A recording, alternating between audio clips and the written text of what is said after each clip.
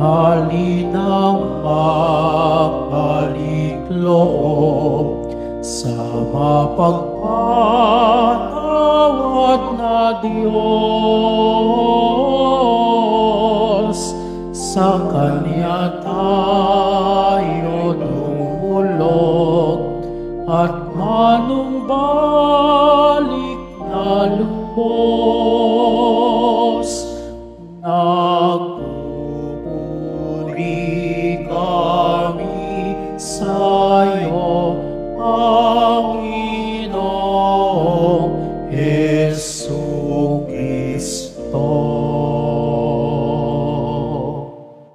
Sumainyo ang Panginoon. At sumayo rin. Ang mabuting balita ng Panginoon ayon kay San Mateo. Papuri sa iyo, Panginoon. Noong panahong iyon, lumapit si Pedro at nagtanong kay Jesus, Panginoon, makailan kong patatawarin ang aking kapatid na paulit-ulit na nagkakasala sa akin? Makapito po ba? Sinagot siya ni Jesus, hindi ko sinasabing makapito, kundi 70 ulit pa nito, sapagkat ang paghahari ng Diyos ay katulad nito. Ipinasya ng isang hari na pagbayari ng kanyang mga lingkod na may utang sa kanya. Unang dinala sa kanya ang isang may utang na 10 milyong piso.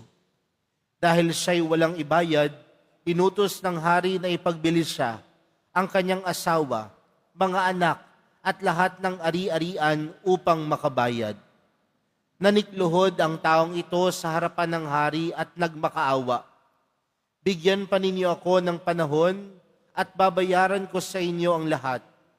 Naawa sa kaniyang hari, kaya ipinatawad ang kanyang mga utang at pinayaon siya. Ngunit pagkaalis niya roon, ay nakatagpo niya ang isa sa kanyang kapwa lingkod na may utang na 500 piso sa kanya. Sinunggaban niya ito at sinakal sa baywika, magbayad ka ng utang mo. Naglumuhod iyon at nagmakaawa sa kanya. Bigyan mo pa ako ng panahon at babayaran kita. Ngunit hindi siya pumayag. Sa halip, ipinabilanggo niya ang kanyang kapwa lingkod hanggang sa ito'y makabayad. Nang makita ng kanyang mga kapwa lingkod ang nangyari, sila'y labis na nagdamdam.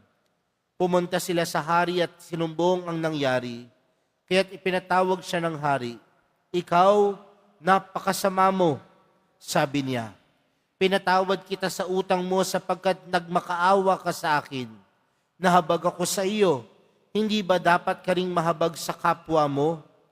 At sa galit ng hari, siya'y ipinabilanggo hanggang sa mabayaran niya ang kanyang utang. Gayon din ang gagawin sa iyo ng aking amang nasa langit kung hindi ninyo patatawarin ang inyong kapatid.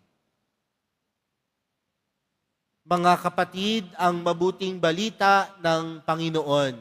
Pinupuri ka namin, Panginoong Hesukristo.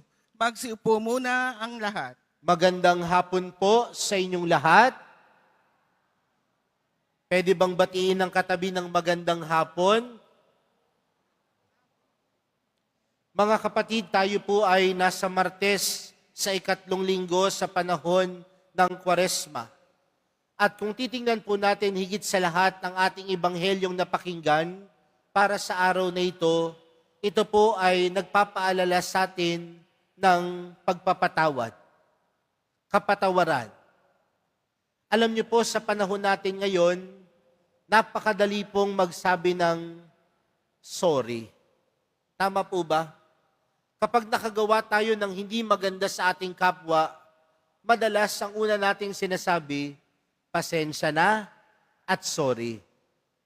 Madaling sabihin ng mga salitang ito, pero tila ang mahirap sa atin ay kung paano tayong magpatawad at kung paano nating tatanggapin yung sorry o paumanhin o yung pasensyang hinihingi sa atin ng taong nakasakit sa atin. Mga kapatid, ang panahon ng Kwaresma ay panahon din ng pagpapatawad. Ang panahon ng Kwaresma ay panahon din ng paghingi ng tawad. Kaya nga kung mapapansin po natin, ngayong panahon ng Kwaresma, ang daming nangungumpisal. Ngayong panahon ng Kwaresma, ang daming nagkakabate. Dahil ito'y panahon din ng paghingi ng tawad at pagtanggap sa kapatawaran ng iba. Pero mga kapatid, tandaan natin ang kapatawaran ay hindi po yan isang mabilisang bagay. Forgiveness sometimes is not quick. Hindi ho yan mabilisan. Minsan, it takes time. Pero sana ang kapatawaran should not take a lifetime. Ano pong ibig sabihin nun, mga kapatid? Hindi ko po sinasabi na pagkatapos ng misang ito, tatawagan ho ninyo lahat ng kaaway ninyo at sasabihin ninyong, pinatatawad na kita, nagsimba ako sa Quiapo eh. Dahil kung ganun po, marahil ang gagawin ninyo, mga kapatid, hindi ho pagpapatawad yon. Baka pagpapakitang tao po ang tawag doon. Pero mga kapatid, ang panawagan sa atin ng Panginoon, buksan ang ating mga puso at kalooban na magpatawad at humingi ng tawad sa iba. Tandaan natin, mga kapatid, mahirap pong magpatawad, lalo kung tunay tayong nasaktan. Pero kailan tayo dapat magpatawad? Kung marunong tayong makaalala. Uulitin ko, mga kapatid, kailan tayo makakapagpatawad ng lubos? Kung tayo ay marunong makaalala. Parang kabaliktaran niya yung kasabihan natin sa Ingles. Di ba sa Ingles, sinasabi natin, to forgive is to forget. Pero bakit sinasabi mo, Father, makaalala? Ano ba yung dapat nating inaalala sa mga oras na tayo'y nagpapatawad? Inaalala natin na sa paulit-ulit nating pagkakasala, sa paulit-ulit nating pagkakamali, sa paulit-ulit nating pinaparanas yung ating kahinaan, merong Diyos na patuloy na nagpapatawad at nagkakaloob sa atin ng kanyang awa at pagmamahal. Sa madaling salita, mga kapatid, ang mahal na pong Jesus Nazareno, hindi napapagod magpatawad. Kaya nga, kung ganun ang Diyos, tayong nakakaranas ng awa at pagpapatawad ng Diyos, dapat din maging mawain at mapagpatawad sa iba.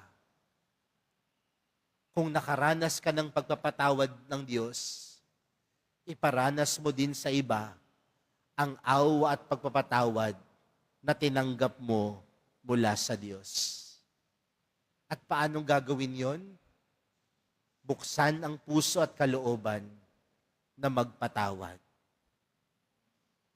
Alam niyo po, minsan may nakausap po ako. Sabi niya sa akin, alam niyo, Father, ngayon po, nakakatulog na po ako ng mahimbing. Sabi ko sa kanya, bakit dati ba hindi ka makatulog ng mahimbing? Opo, Father. Sabi ko, ano bang sikreto para makatulog ng mahimbing? Kailangan mo bang uminom ng sleeping pills? Kailangan mo bang uminom ng mga gamot? Kailangan mo bang uminom ng pampatulog? Sabi niya, Father, simple lang minsan ang sagot diyan. Magkaroon ka lamang ng peace of mind. Makakatulog ka ng mahimbing. Sabi ko, saan ba nakukuha yung peace of mind na yan? Alam niyo po, sagot sa akin ng kausap ko, learn to forgive. Learn to forgive, Father, and you will have that peace of mind. Learn to forgive, and you will have that peace of mind. Kaya mga kapatid, sa araw na ito, meron tayong Diyos na mawain at mapagpatawad. Pinapatawad tayo. Pinagkakalooban tayo ng awa at pagmamahal.